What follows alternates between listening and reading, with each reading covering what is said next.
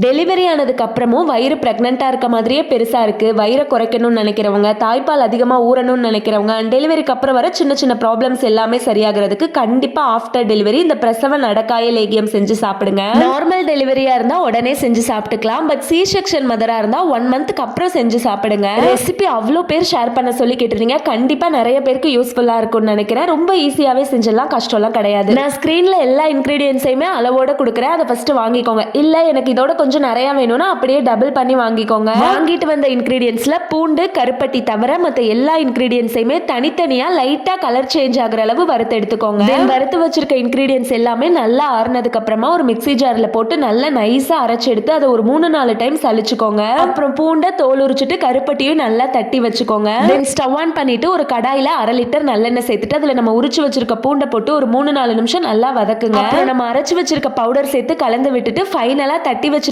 கருப்பட்டியும் சேர்த்து அதே மாதிரி ஒரு 3-4 நிமிஷம் கிண்டி விட்டுட்டு அடுப்பு ஆஃப் பண்ணிட்டீங்கன்னா சூப்பரா லேகியம் ரெடி. இது நீங்க 3 வேளையும் சாப்பாடு சாப்பிட்டு முடிச்சதுக்கு அப்புறமா பெரிய ஸ்பூன்ல ஒவ்வொரு ஸ்பூன் எடுத்து சாப்பிடுங்க.